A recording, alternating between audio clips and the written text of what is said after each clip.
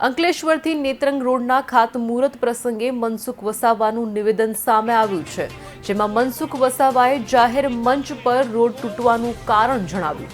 તેમણે કહ્યું કે કાચા મેટલ અને કાચા પથ્થરના કારણે રોડ તૂટે છે, જેને લઈ કોઈની પણ લાગવગ વગર સારું મટીરીયલ વાપરવા કોન્ટ્રાક્ટરને સલાહ આપી। એમાં કોઈ કરતા કોઈ આ રોડ રસ્તો પૂરતો નહીં, દરેકે દરેકમાં પારદર્શક વહીવટ તો હોવો જોઈએ।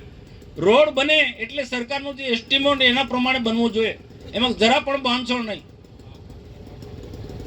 અને અહીંયા મારુતિસિંહે કીધું તે પ્રકારે કોન્ટ્રાક્ટરને મારી પણ નમ્ર વિનંતી છે, ભાઈ તમે રસ્તો સારો બનાવશો તો રસ્તા પરથી પસાર થનારા લોકો તમારી વાહવાહ કરશે, આશીર્વાદ મળશે।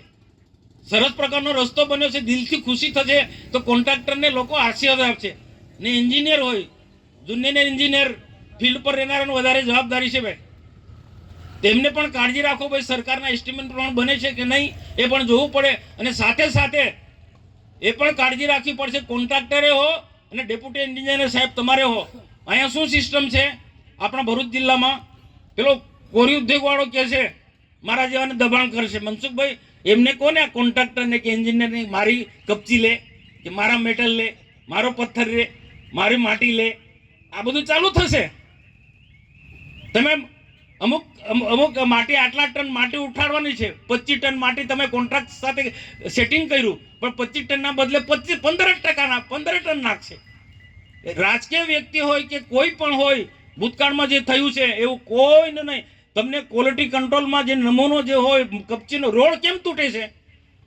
રોડ કેમ તૂટે?